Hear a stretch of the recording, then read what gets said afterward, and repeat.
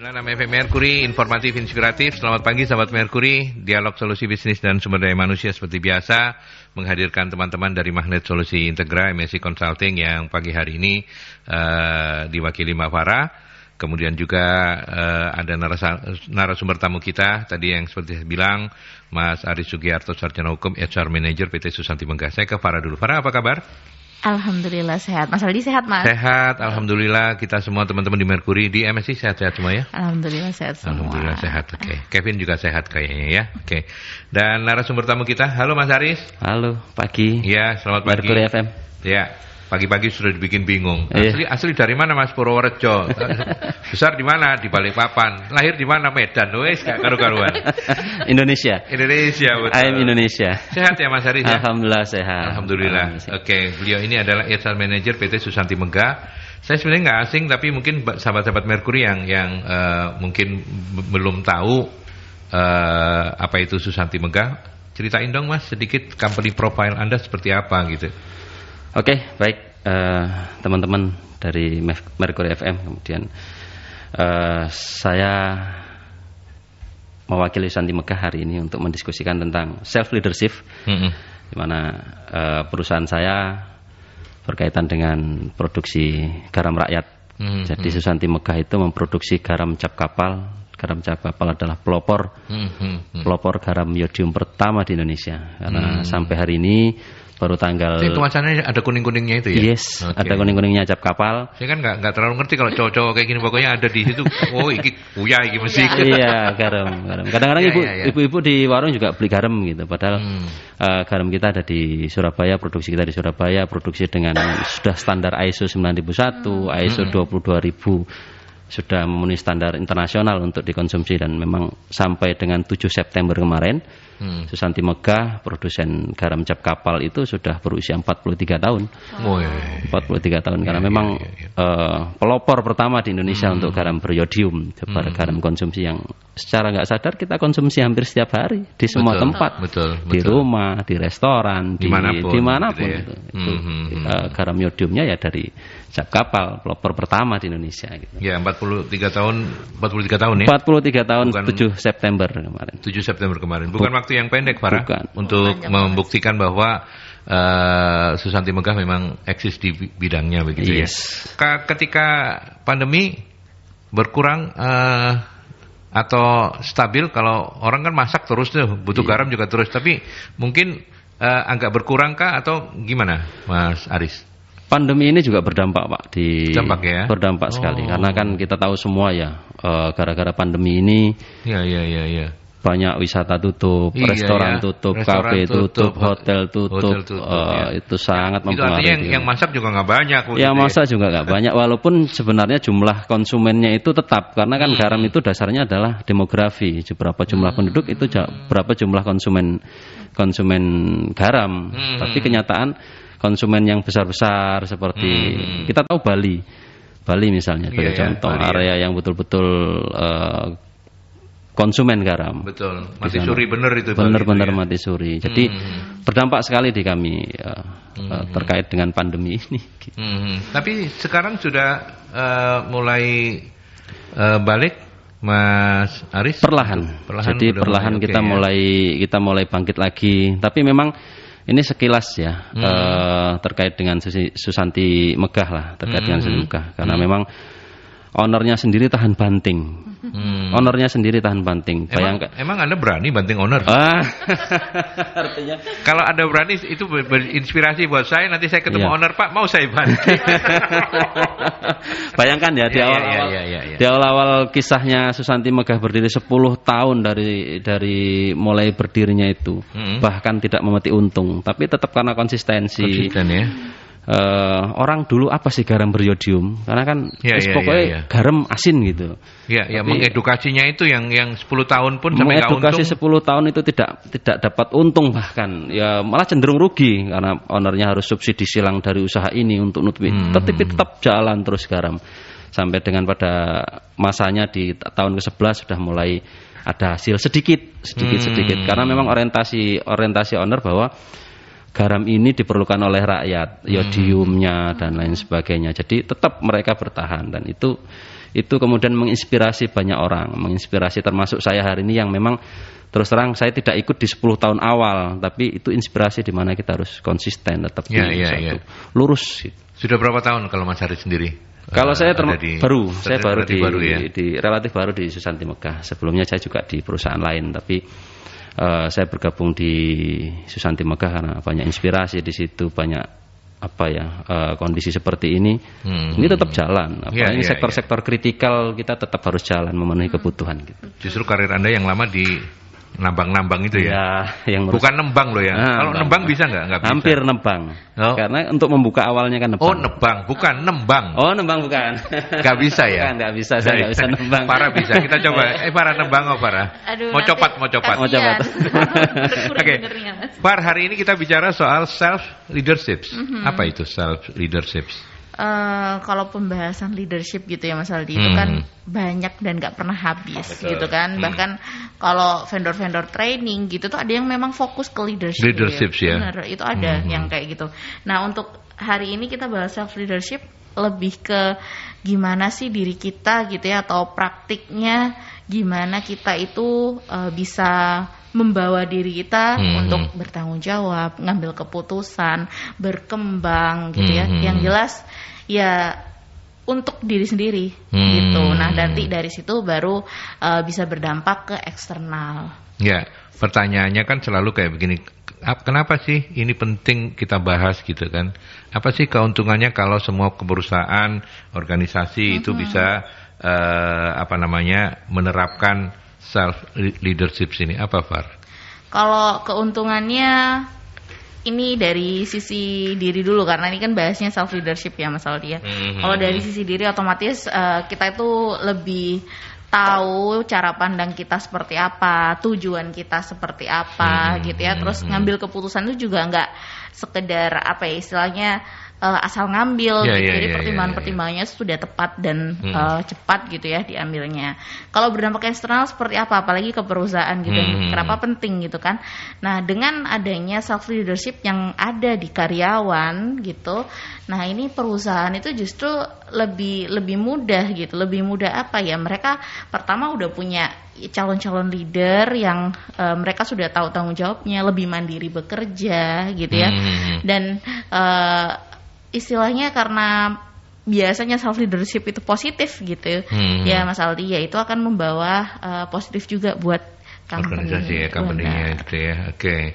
Mas Haris, Anda sebagai praktisi HR, sumber daya manusia gitu ya.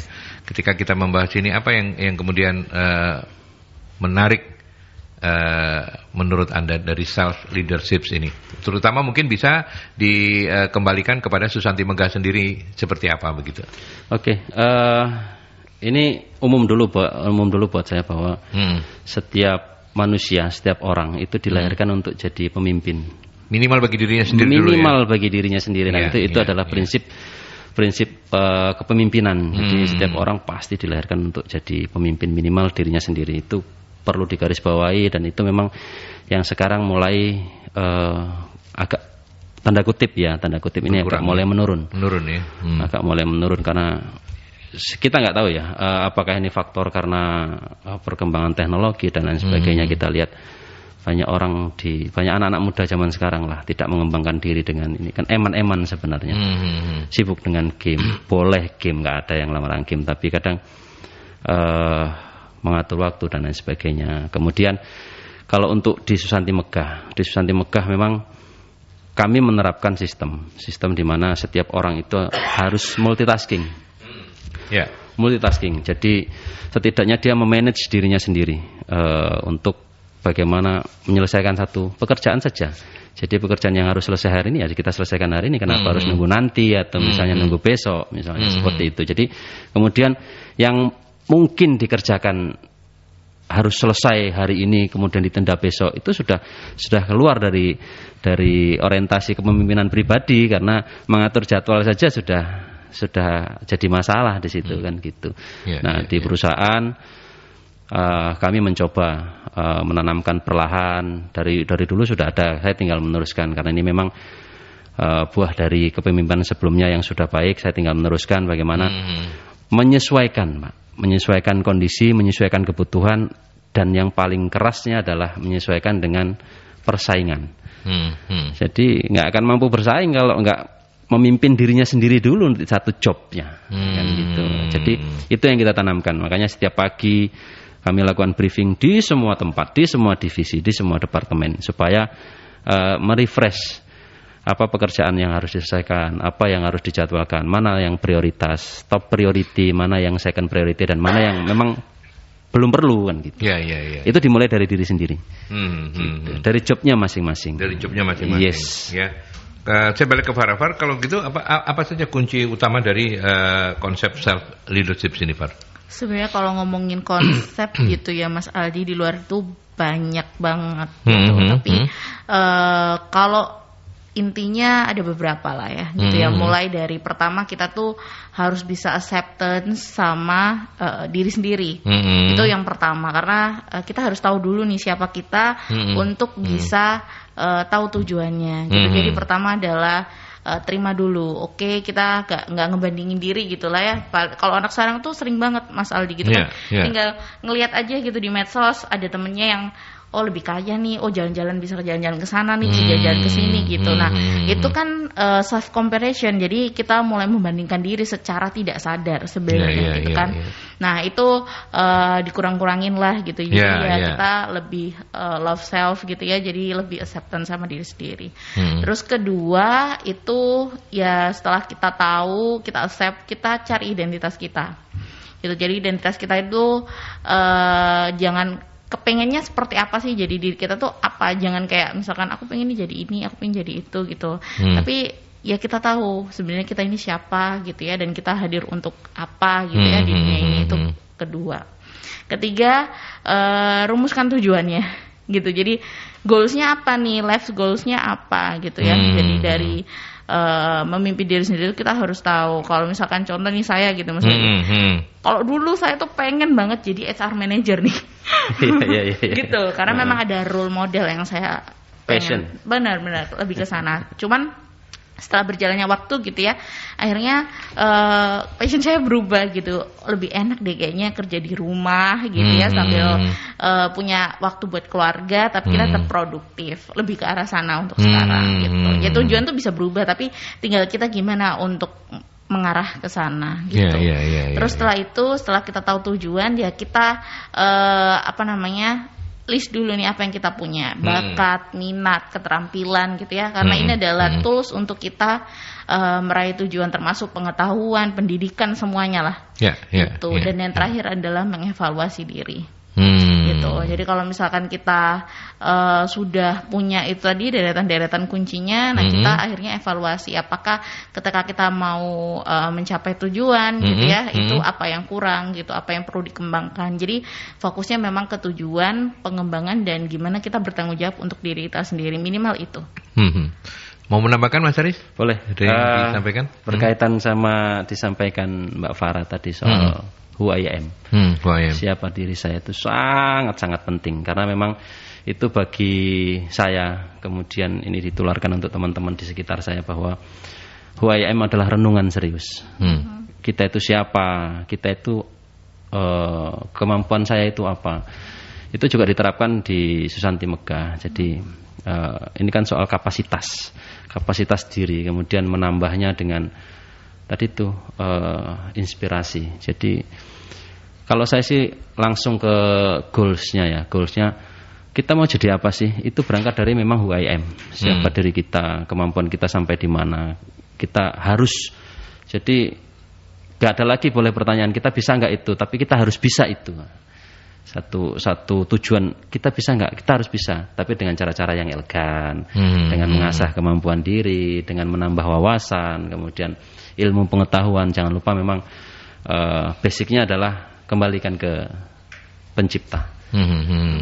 Tapi tetap ikhtiar kita jalan, kemampuan kita diasah dengan renungan, Pak. Kalau saya sih memang mungkin evaluasi itu kadang saya taruh di depan.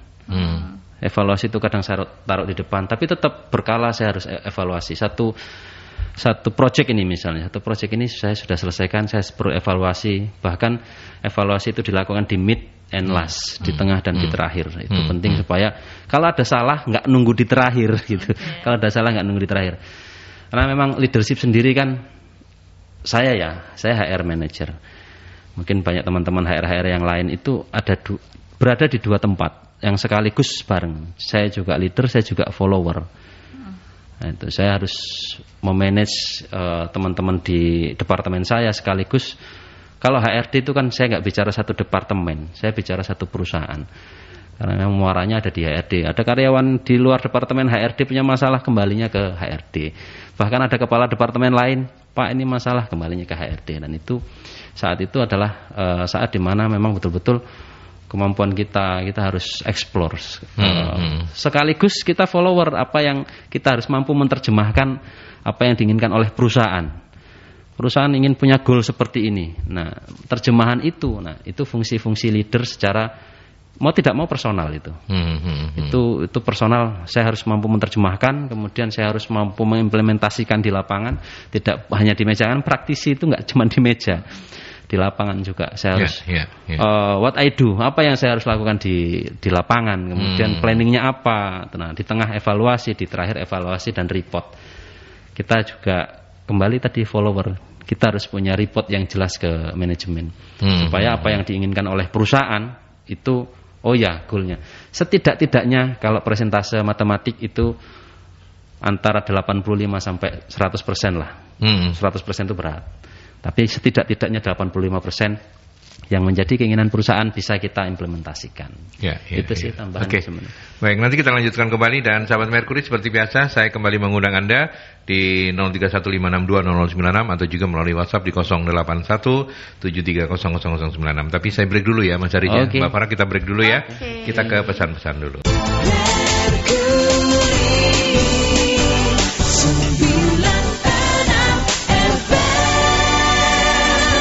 Kita lanjutkan kembali. Tadi Mas Haris sudah, Mbak Farah udah menyampaikan kunci-kunci dari penerapan konsep self leadership. Mas Haris menambahkan, dan saya ingin menggali Mas Haris lebih lanjut. Tadi kan nilai-nilainya sudah disampaikan, bahwa bahkan mungkin Mas Haris membaliknya, evaluasi jadi duluan gitu ya. Nah, ini memang tadi yang disampaikan Mas Haris kan lebih banyak konteksnya vertikal nih, ya, langsung sama Gusti Allah gitu ya. Nah, menyampaikan ini kepada karyawan yang ada di perusahaan Anda selama ini, langkah-langkah yang dipakainya seperti apa, Mas? Jadi gini Pak, saya bukan kemudian jadi jadi ustadz, bukan role model, bukan. Artinya gini, saya tidak malu untuk belajar Pak dari inspirator. Jadi saya sampaikan ke banyak teman-teman bahwa seperti ini, saya belajar dari inspirator saya ini. Seperti misalnya di Susanti Megah, saya belajar dari Pak Dwiken lah, katakan kan seperti itu. Itu inspirasi buat saya. Kemudian saya belajar lebih jauh lagi dengan owner, di mana tadi itu saya info lebih awal. Owner tahan banting 10 tahun dengan kerugian terus-menerus. Bukan kerugian itu besok untung sekarang rugi, enggak. Jadi kerugian terus-menerus hampir selama 10 tahun itu. Nah, itu juga termasuk inspirasi bagaimana komitmen. Ini kan terkait dengan komitmen. Betul. Ya wis, karena memang ini untuk rakyat, ini untuk yodium dan lain sebagainya, untuk perkembangan manusia sendiri kan gitu. Makanya kita punya slogan anak pintar dengan yodium dan lain sebagainya kan seperti itu. Nah, saya tidak malu untuk menyampaikan ke teman-teman bahwa iya, saya belajar dari beliau. Bukan kemudian saya pintar-pintar sendiri, enggak. Karena di CV kita pun saya sekolah di mana, itu kan termasuk saya belajar dari mana. Nah, itu kembali ke diri sendiri. Saya tidak malu untuk menyampaikan ke orang lain bahwa saya belajar. Dan terus belajar, tidak berhenti belajar. Sampai dengan hari ini saya tetap menggali kemampuan, menggali informasi, menggali knowledge lah, wawasan dan lain sebagainya. Itu dari inspirator saya, bukan cuman saya bisa sendiri, tidak ada yang bisa sendiri. Gitu. Bahkan kita lahir belajar jalan pun ada mentor, minimal mama kita, ibu kita kan. Itu mentor. Nah, itu kiat-kiatnya, kuncinya jangan malu. Jangan malu belajar, jangan malu menyampaikan bahwa iya saya belajar.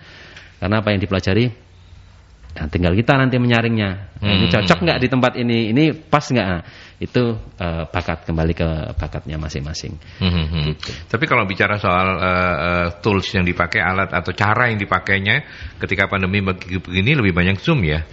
Atau seperti apa? Atau Anda punya misalnya agenda-agenda rutin begitu, Mas Aris, seminggu sekali kah atau sebulan sekali kah untuk ngobrol sama teman-teman, bicara soal ini kan lebih dari hati ke hati karena ini self leadership ini kan lebih ke sebenarnya menggali motivasi masing-masing orang. Gitu. Piye Mas kalau yang selama ini Jadi kalau kerjakan? Beberapa cara sih berjalan ya, mengalir beberapa cara. Kalau di kantor misalnya, saya kan ini kan sektornya kritikal. Prokes kami di perusahaan di Santimugah sudah sangat ketat. Sangat ketat ya. Sangat ketat, bahkan setiap orang yang masuk kami cek dulu, Anda sudah vaksin belum? Gitu. Kalau saya belum vaksin, Anda sudah antigen belum 2 hari terakhir ini? Lihat hasilnya, kan seperti itu. Semua. Jadi kami punya kebijakan itu. Nah, selaras kami masuk di kantor, saya masuk di kantor, saya belajar karena ini offline, belajar cara memutuskan, belajar cara memimpin dan lain sebagainya. Hal-hal terkecil itu sangat berharga buat saya. Itu untuk di kantor. Kemudian kebetulan saya kan di organisasi GNIK namanya, Gerakan Nasional Indonesia Kompeten. Kompeten itu saya pengurus di dalamnya, ada ketuanya. Kemudian kami rutin adakan pertemuan. Dan di situ menambah wawasan. Pertemuan itu karena ini pandemi ya, karena pandemi ya pertemuannya online kita meeting, diskusi, kita menyempatkan waktu karena walaupun akhir-akhir ini memang saya agak repot, jadi dengan teman-teman GNIK masih atur jadwal ulang untuk mendiskusikan terkait wawasan. Ada juga apa GNIK itu?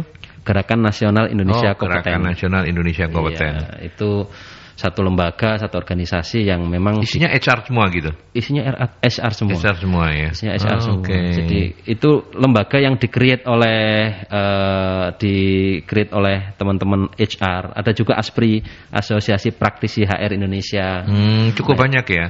Kalau GNIK nasional. Kalau GNIK ini nasional ya. ASPRI pun juga nasional. Skalanya nasional. Jadi kebetulan pengurusnya di Jawa Timur. Saya masuk di pemagangan dan ada ketuanya Pak Joko dan Pak Ferry. Nah, yang seperti itu cara saya menambah wawasan karena kepemimpinan tanpa wawasan juga agak hambar ya, hambar karena memang tadi itu Pak mengambil keputusan. Jadi keputusan itu ada by moment, by inspirasi, by ini kemudian ada rujukannya. Setiap keputusan pasti ada rujukannya. Termasuk saya memutuskan hari ini untuk hadir di sini misalnya, itu pasti ada rujukannya. Kan gitu. Jadi itu berangkat dari hal-hal yang paling kecil. Yang paling kecil itu justru paling yang berharga. Setidaknya ini terkait dengan self leadership, hal-hal kecil yang kita mulainya. Gitu. Oke. Baik, saya balik ke Farah. Kita tahu sekarang ini kan anak-anak milenial udah mulai masuk ke dunia kerja begitu ya. Ketika bicara milenial kan kita ini selalu bicara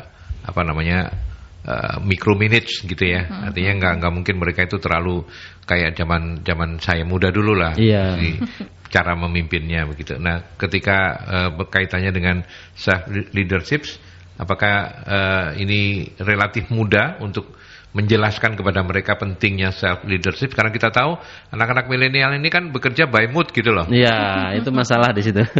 Piye, Far, kalau selama ini yang Anda amati? Kalau diamati gitu ya Mas Aldi ya, dengan adanya anak-anak milenial sekarang yang mungkin baru masuk ke dunia kerja, kalau menurut saya justru mereka ini ada ciri-ciri untuk men-challenge diri sendiri gitu. Jadi justru masih cocok gitu, justru harusnya lebih mudah karena harusnya mereka lebih passionate gitu kan, lebih punya ingin menantang diri sendiri terus gitu kan. Jadi masukin nilai-nilai untuk self leadershipnya itu jauh lebih mudah karena mereka memang tipikal orang yang pengen berkembang. Justru kan banyak anak milenial sekarang masuk ke company itu pilih-pilih gitu, pilih-pilihnya apa ya, saya di sana bisa jadi apa gitu kan, bisa jadi leader yang seperti apa gitu. Jadi goalsnya ke arah sana gitu, itu lebih mudah sih dengan konsep ini untuk dilekatkan ke anak-anak milenial ya. Artinya justru ini peluang besar untuk mengajak anak-anak milenial lebih mengikuti patron lah ya. Betul. Supaya mereka minimal bisa memimpin dirinya sendiri. Kalau Mas Aris gimana Mas? Kalau ngomong-ngomong Susanti Megah udah mulai banyak alih generasi ke anak-anak milenial atau sementara masih baby boomers yang lebih banyak? Iya, baby boomers. Jadi gini, untuk di Susanti Megah sendiri ini kan perusahaan lama. Perusahaan sudah dengan usia 43 tahun. Ya di sana kita akan bertemu banyak model, banyak generasi. Ada 2 generasi lah setidaknya Artinya yang milenial juga mulai ada. tumbuh. Yang milenial mulai ada, misalnya di marketing, misalnya kemudian di HR sendiri, kemudian di departemen yang lain-lain itu beberapa. Itu sudah mulai dengan tumbuhnya anak-anak muda, tumbuhnya anak-anak milenial yang sudah nge-push dirinya sendiri untuk mampu bekerja. Kemudian tidak juga berpikir untuk aku dapatnya berapa, tapi aku dapatnya apa. Itu sudah mulai di Susanti Megah sudah mulai ditanamkan yang seperti itu. Sudah mulai ada dari kepemimpinan sebelumnya, dan ini sudah mulai tumbuh generasi-generasi milenial yang memang sudah fokus 8 jam itu bekerja. 8 jam itu bahkan lebih dari 8 jam untuk bekerja. Itu sudah fokusnya memang pekerjaan, orientasinya hasil.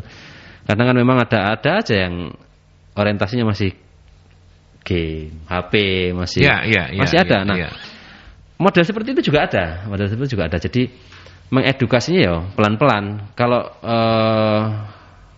saya kemarin itu di Susanti Megah diskusikan itu, kami buat cara tersendiri. Mudah-mudahan ini menjadi inspirasi buat teman-teman yang HR lain. Kita berikan tanggung jawab. Jadi kami mengasesmen, kenapa sih kok sibuk dengan handphone misalnya, kita sibuk dengan handphone, karena mungkin jumlah pekerjaannya, load pekerjaannya mungkin kurang nih, dia punya waktu. Banyak waktu nganggurnya lebih banyak gitu jadi, ya sudah, ayo gabung ini ada pekerjaan, ini ada project, ayo bareng-bareng selesaikan.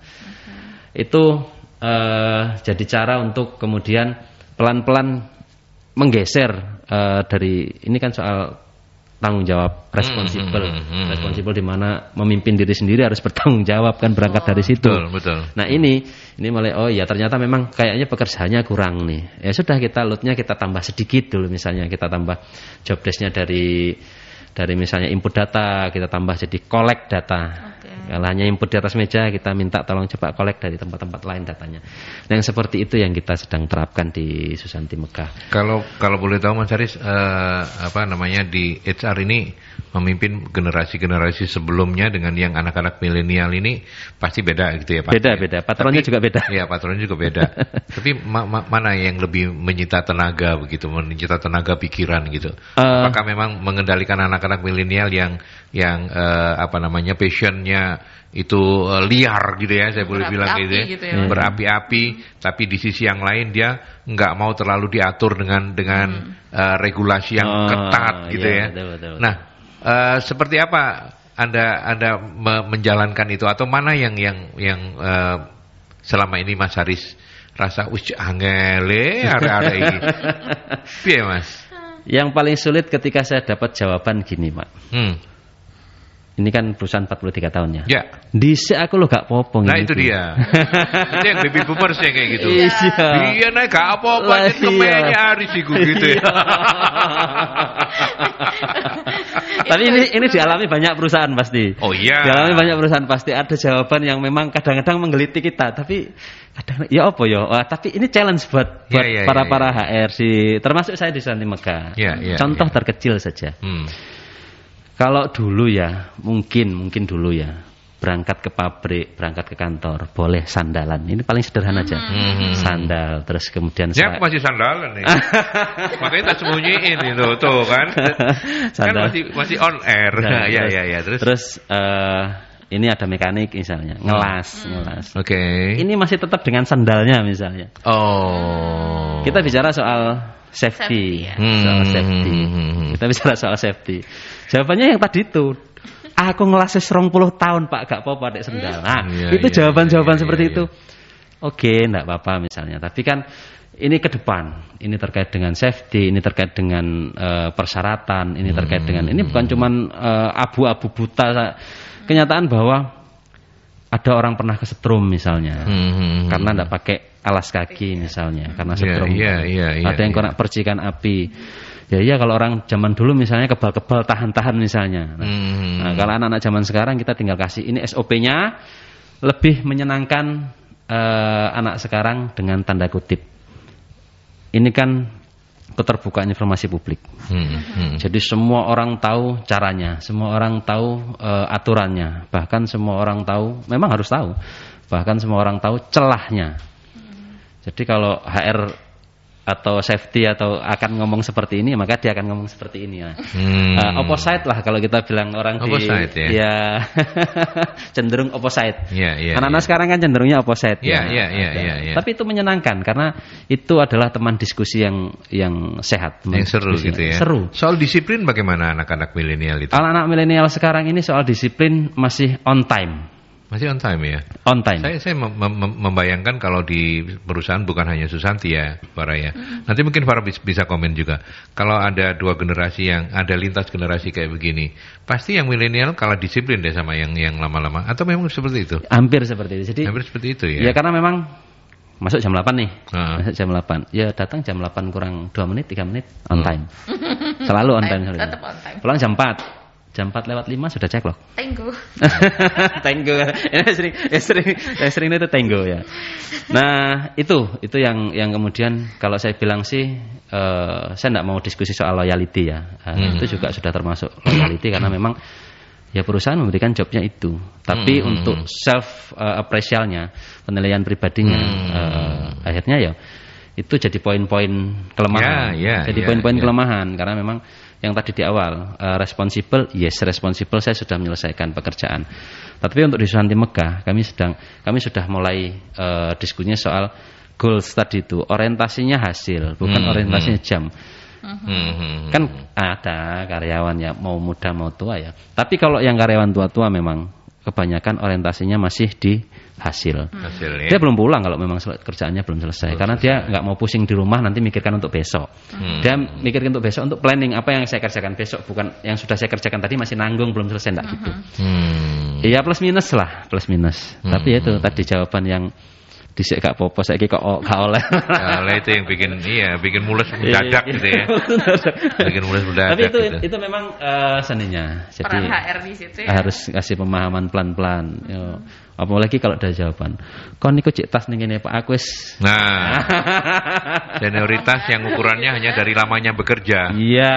Bukan dari kompetensi atau dari apa gitu. Tapi Farah mau komen juga soal anak-anak milenial atau kondisi yang tadi saya diskusikan panjang dengan Mas Aris ini? Ya ini sih, kalau sekarang kan musimnya adalah anak-anak milenial ini bekerjanya di mana aja gitu ya, dan waktu kan udah banyak tuh Mas Aldi yang gimana kerjanya tuh fleksibel time. Betul, gitu betul. Nggak harus di office gitu ya. Nggak harus di office. Nah itu mungkin memang kalau dilihat gitu Mas Aldi, anak-anak milenial itu memang arah culture-nya ke startup. Jadi lebih ke flexible work anywhere work gitu.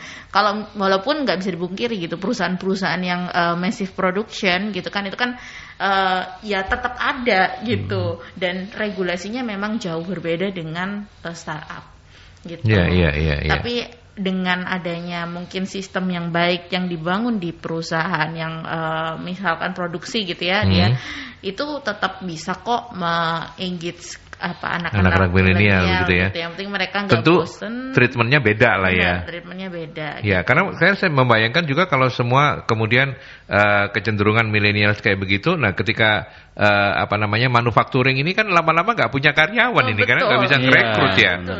Tetapi kan artinya Farah mengingatkan tadi bisa kok tetap dipakai, direkrut dengan treatment tertentu. Gitu ya Mas Ari. Iya betul, memang harus. Treatment yang dari HR ini yang memang ini jadi kuncinya perusahaan untuk menjalankan terus roda perusahaan itu terus berjalan. Treatment apa? Kalau kami menyadari ya, kalau misalnya HR nih keras sekali misalnya ke teman-teman, ini paling sederhana lah produksi misalnya. Bagaimana kalau dia mutung misalnya? Nah, itu jadi pertimbangan kami juga, pertimbangan HR. Bagaimana terus kalau HR-nya lemah? Lemah banget, akhirnya gitu ya? Nggak ada power, akhirnya ya mungkin jalan tapi lebih ke risiko tinggi jalan nih, berisiko tinggi buat keselamatan, buat perusahaan. Jadi ya peran HR memang penting untuk ini, kepemimpinan itu penting untuk bagaimana perusahaan itu terus jalan. Baik, nanti kita lanjutkan. Kita ke penelpon. Selamat pagi Merkuri. Selamat pagi, Assalamualaikum warahmatullahi wabarakatuh. Waalaikumsalam Pak Sumarwito, monggo silakan. Iya ini loh, kalau atasan itu kalau ini menurut istri saya yang PNS ya, atasan dipimpin saya atasan perempuan. Itu masih mangkal mati itu. Lewat aduan gitu ya. Ya.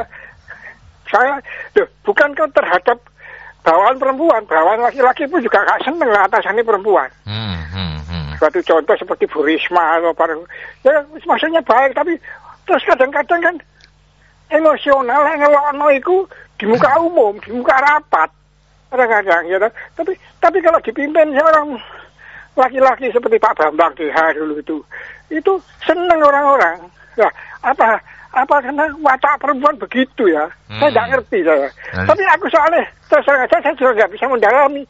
Soalnya aku nggak tahu dipimpin uang, karena aku pengusaha dewe. Ya. Aku susu memimpin, aku nggak, tapi aku nggak tahu, nggak ngerti kok. Kata istri saya yang PNS itu, kok ngono ya?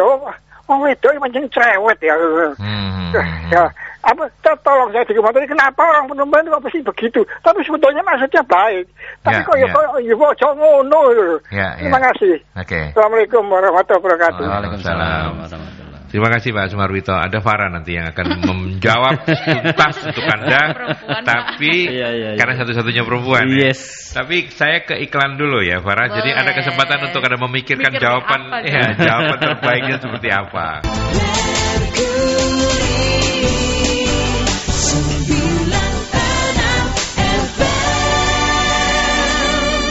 Ya, kenapa perempuan cerewet? Apakah memang seperti itu? Mas Aris tahan dulu, tidak usah menjawab. Saya juga begitu. Kita ke Farah dulu. Apakah memang kecenderungannya pemimpin cewek itu lebih gitu? Tapi memang kalau perempuan cerewet itu mah, jawab deh. Daripada saya nanti. Jawabnya baca cuma begitu aja. Cewek. Iya dong, kalau cewek tuh memang verbalnya itu lebih ini ya Mas ya. Maksudnya lebih dominan gitu daripada masa ototnya gitu kan biasanya gitu. Jadi secara verbal jauh lebih banyak yang dikeluarkan kata-kata per harinya, itu ada penelitiannya kalau nggak salah Mas Aldi. Gitu ya? Iya ada, itu ada. Nah, terkait dengan leader yang perempuan gitu ya, itu memang kan karakter leader, kemudian gaya leader itu kan macam-macam. Nggak semua kok gitu kan leader cerewet. Ada atasan perempuan termasuk Bu Novi. Bu Novi itu bukan tipikal orang yang cerewet gitu, enggak Mas Aldi. Gitu. Jadi memang ya bekerja itu sesuai dengan porsinya aja. Tapi Bu Novi itu cengeng ya? Enggak ya? Enggak sih. Saya belum tahu sih Mas. Belum tapi tahu ya. Sejauh ini tidak ya. Dan beliau juga bukan tipikal Pak Novi yang cengeng. Ya?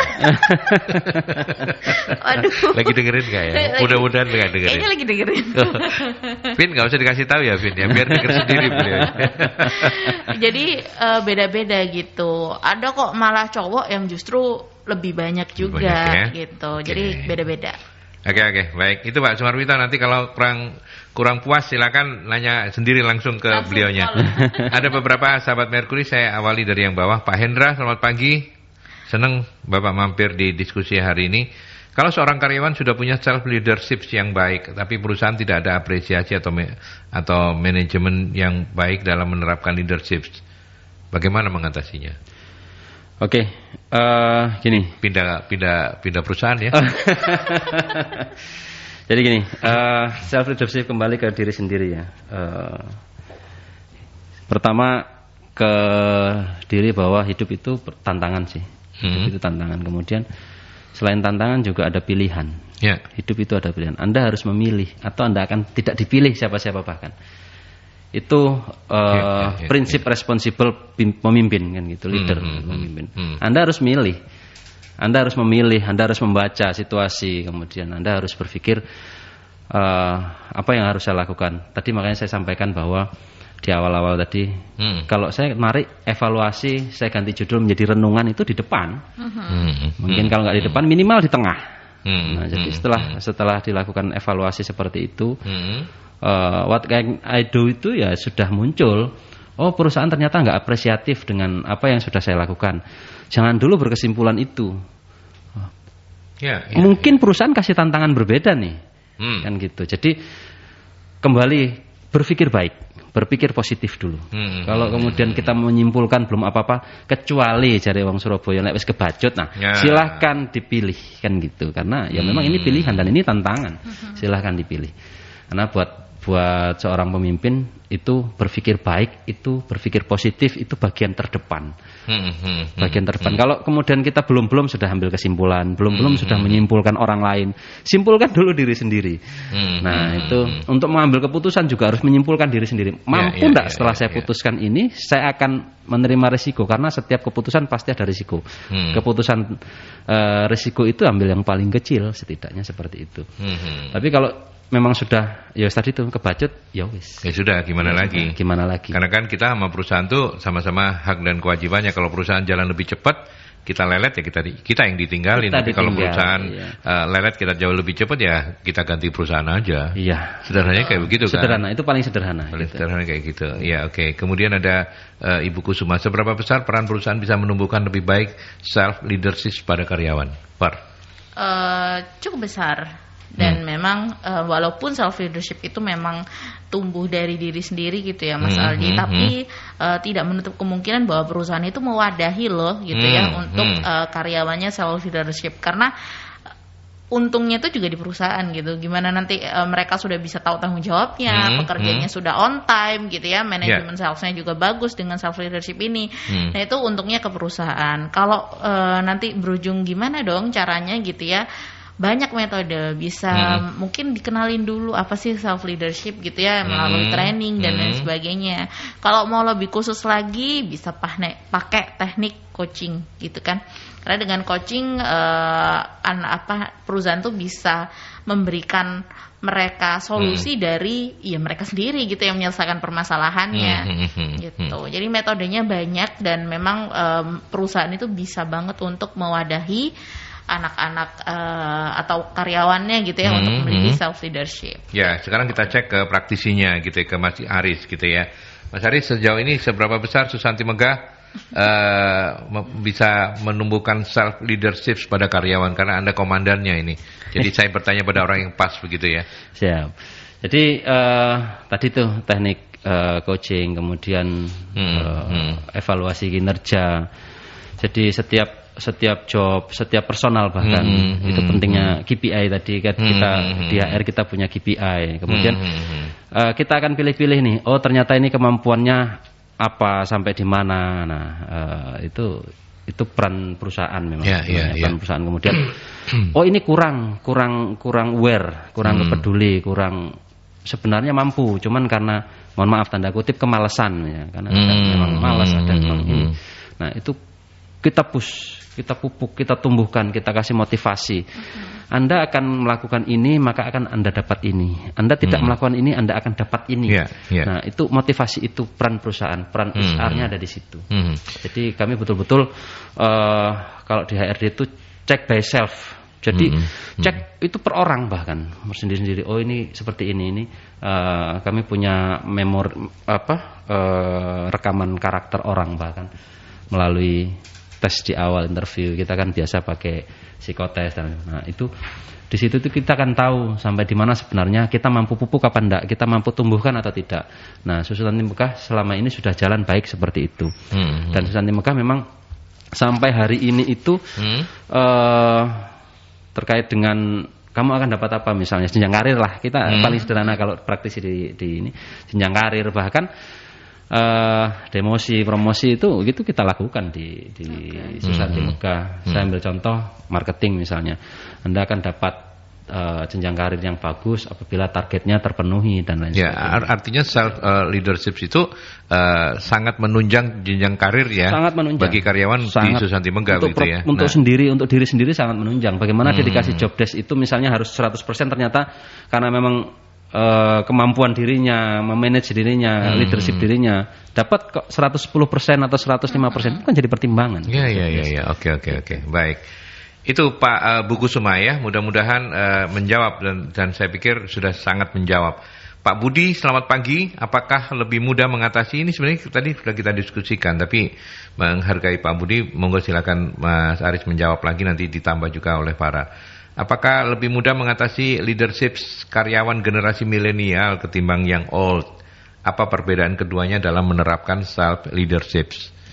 Iya, jadi plus minus generasi old dengan generasi milenial itu plus minus. Ya. Kalau mau bicara soal tanggung jawab, itu memang generasi old itu punya responsibelnya ya sedikit inilah, tapi tidak kalah anak-anak milenial sekarang itu bekerja lebih cepat. Karena ini terkait dengan penguasaan teknologi.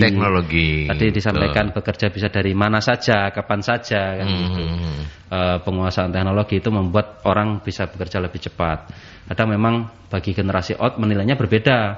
Oh itu kok on time, yang mulai dan lain sebagainya kan seperti itu. Tapi kenyataan kerjaannya sudah selesai. Generasi old itu untuk kepemimpinan pribadi itu memang sudah terbentuk dari sebelum-sebelumnya. Nah kalau generasi milenial sekarang ini memang kita harus bantu untuk ada yang kita ambil dari generasi old, yaitu awareness, kepedulian, kemudian tumbuhnya tanggung jawab ke diri sendiri.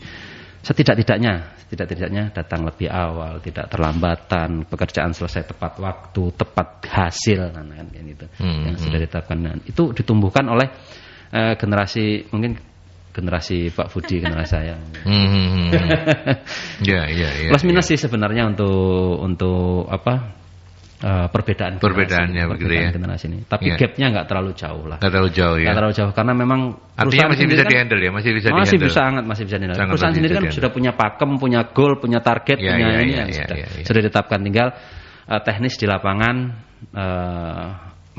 Kalau saya bilang mengarahkan atau menggiring lah ini menjadi goal yang ditetapkan oleh perusahaan. Ya, visi misinya ada, corporate culture-nya udah kebentuk, jadi itu cuma membantu ya. Tinggal memang merubah habit dari yang dulunya tidak apa-apa sekarang jadi apa-apa karena ada standar dan lain sebagainya. Ini soal penerimaan dunia, soal misalnya seperti sederhana lah ISO 22000 standar pangan internasional misalnya. Mereka kan punya standar kebersihan misalnya, standar ini keselamatan dan lain sebagainya. Itu kan standar itu yang harus ditetapkan untuk maju menjadi perusahaan multinasional bahkan perusahaan internasional kan seperti itu. Susanti Megah mengarah ke sana. Ya. Yes. Oke.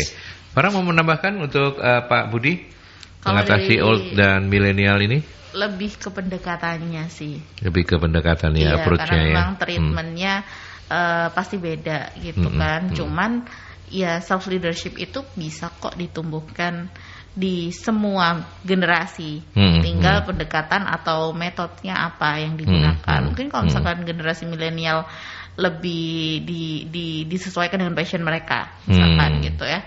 Dikasih job tambahan gitu ya, mungkin udah dilakukan juga di Susanti Megah. Kemudian juga yang mereka kemampuan yang bisa mereka explore lebih itu mereka suka banget kayak gitu. Nah itu bisa didekati di area-area sana sih. Ya, ini paling yang pusing ya HR manajernya ya.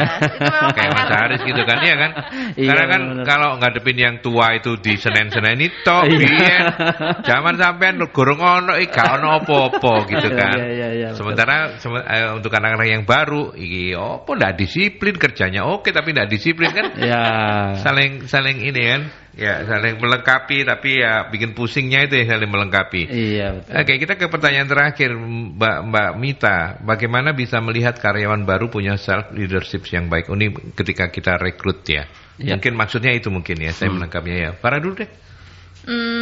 Bisa melalui kalau tools banyak Mas Aldi. Kalau dari psikologi sendiri ngelihat apakah dia punya self leadership itu yang baik. Kalau dari kepribadian bisa dilihat di Papi Kostik gitu ya, ada alatnya dan itu nge-assess gitu kan gimana dia bertanggung jawab untuk dirinya sendiri dengan pekerjaan gitu ya. Kemudian caranya dia juga punya tujuan atau enggak gitu ya. Itu ada toolsnya. Jadi kita boleh melakukan assessment di awal ketika kita mau merekrut mereka dan tentunya adalah kita lihat nilai-nilai apa sih yang sebenarnya mereka sudah gunakan selama ini mereka hidup. Itu kan kelihatan kalau misalkan di behavioral event interview itu kan kelihatan nanti gitu. Ya, jadi kebantu sama tools ya. Iya. Sementara kalau yang di aplikasinya seperti apa? Implementasinya seperti apa?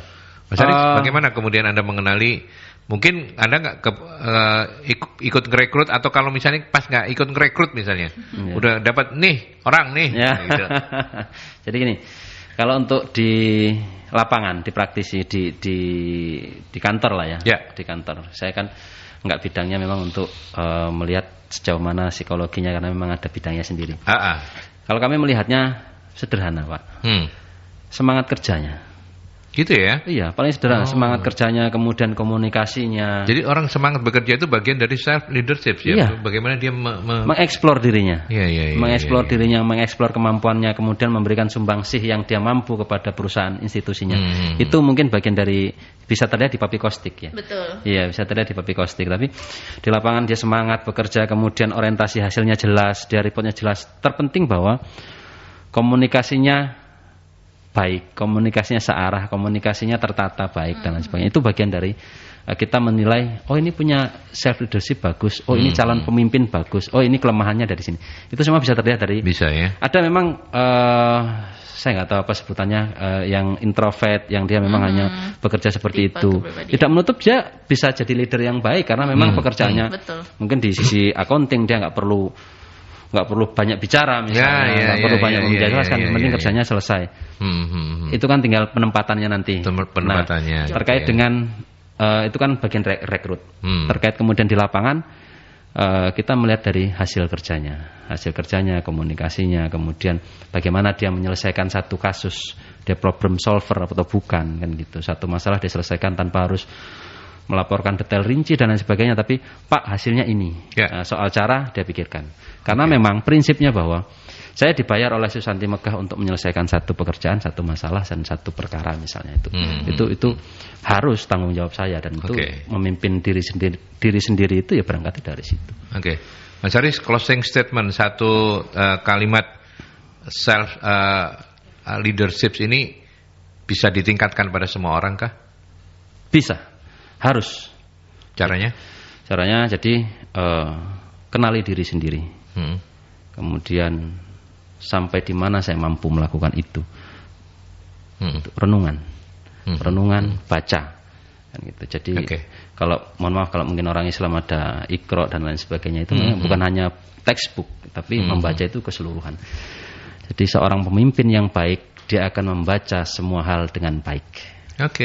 Baik.